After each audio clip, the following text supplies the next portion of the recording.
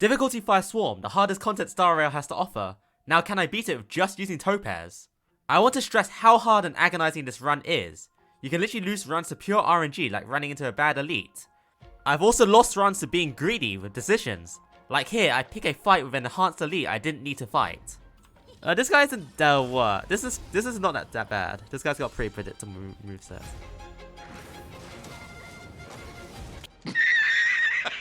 Each time I lose a fight, I have to waste 5 minutes of my life resetting the run at difficulty 1. Going back into the run, I pick the Path of Destruction. Most solo DPS runs do this as it's a good source of sustain once you pick the right blessings. For example, the blessing I pick here is essential for the run.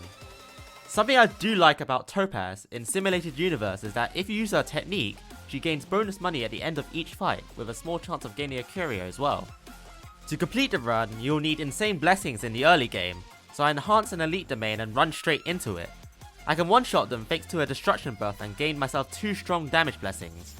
Normally I'd prioritize defense or sustain blessings, but for this run I happen to get some nice damage blessings. Afterwards I force Numpy to slaughter his own kind and get myself another blessing which is essential for this run. This one helps you survive one-shots. I also get myself a curio which is really nice for the run. I just use it for the free elite domain which I am unable to beat at this current moment. I managed to get myself some nice enhanced blessings. While these ones are not essential to the run, they are still very useful. Skipping to the end of first plane, I pray to get some good luck, and I kind of do. Unfortunately none of them give fire weakness in the final fight, but I can take on the automation direwolf. Probably half the elites in this game would literally destroy me at this point.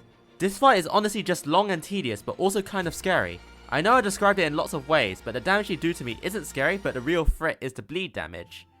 Add that with the amount of turns he actually gets in a row due to his crazy speed and the extra actions and it turns pretty terrifying. As you can see here, I don't heal dot damage with this blessing. While waiting for the fight to finish, you can catch me do these runs on my Twitch channel and subscribe to my YouTube channel to see more of these runs. Anyways, this fight took me 2 to 3 minutes, and I managed to get an annihilation blessing thanks to it. I also get the most important cure in this run, which essentially lets me skip the second plane boss for free. The second plane boss is actually the biggest obstacle in this run. At this point I feel pretty comfortable in taking on most fights. The only thing I was lacking was good preservation blessings. This scared me as I could potentially get one shot later or get stun locked as I can't clear my own debuffs. For example, in this fight, I couldn't clear the wind shear effect, so this fight had a couple of close calls. I needed this blessing combined with this one to be really safe. I do manage to get a HUD blessing out of this fight though. Later I ran into Knights of Beauty, which is by the way the group Argenti is from. Argenti is currently fighting claims of people calling him mid without him even being released yet.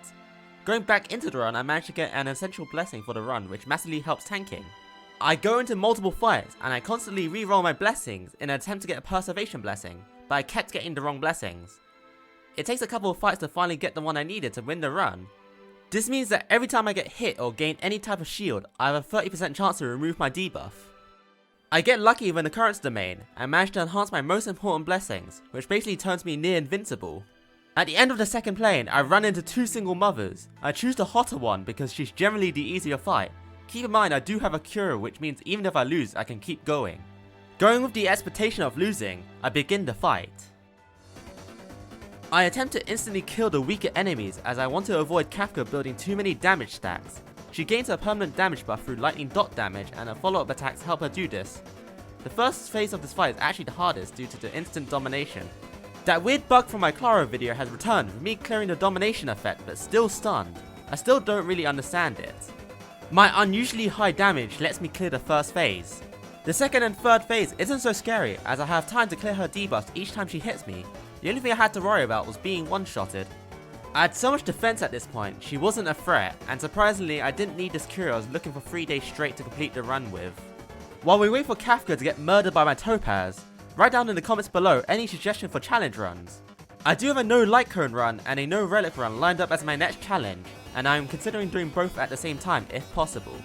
For you Genshin players, I'll be releasing a video on my Farina pulls as a new player, so wish me luck.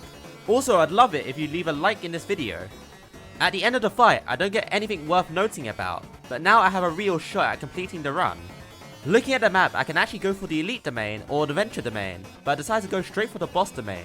If I take too long, the boss will get too strong for me to handle. Not to mention, a couple of elites can still defeat me in a fight. I get pretty lucky in this reward domain, getting the best possible outcome for money, which I can use to enhance a couple of blessings. I also managed to get a good blessing which strengthens my shields. I'm not entirely sure if it had a large impact though.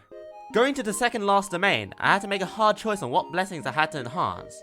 I had 260 fragments, so I decided to upgrade 2 2-star blessings. The first one I enhanced is actually essential to the run. It basically just heals me every time I'm low. After doing the mathematics, I decided to pick this one as my second, just for the amount of defense it will give me once I lose health. I then prepared myself for the final fight. If I do lose this fight, I had to alt F4. I did feel uneasy as I didn't have fire weakness to break the True Sting's toughness. I even deafened myself in a Discord call so I can get my live audio. I followed my usual plan I've been using since my done Hong solo. I do a lot more damage than I think I do. So let's just focus the swarm. Let's focus the big guy himself then.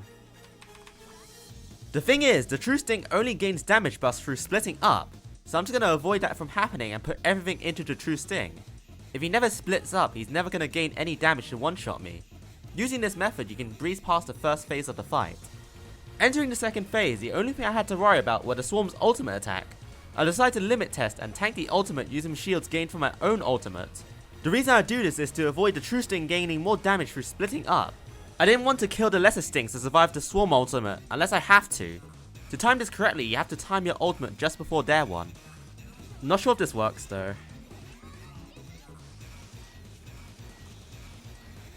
Ooh, that's a bit close. I should be fine though if I keep this up.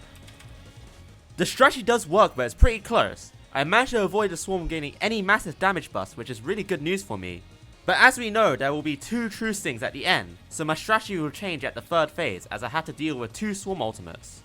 Surprisingly, my defense is actually so good to the point where I don't need shields to tank the ultimate. Unfortunately, I don't have my stat line, but I'm running my Fu Shren relics on Topaz and probably have like 5000 defense with 40% damage mitigation. Even when I misplay with my ultimate, I can still survive the second ultimate.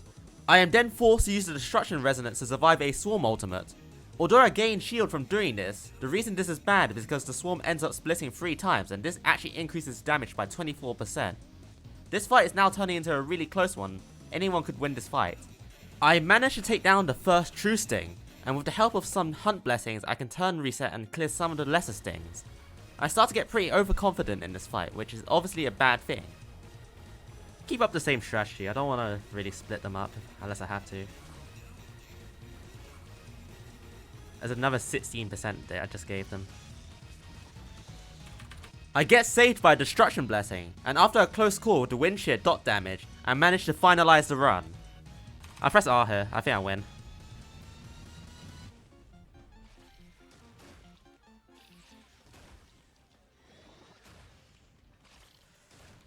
Let's go! We did it! It took me 3 days to do this challenge. Oh my god, I hate this game. If you enjoyed the video, you can like and subscribe to the channel. If you want to catch me do more of these challenges, you can follow my Twitch channel. You can also check out my previous challenge runs at the top left. Thanks for watching.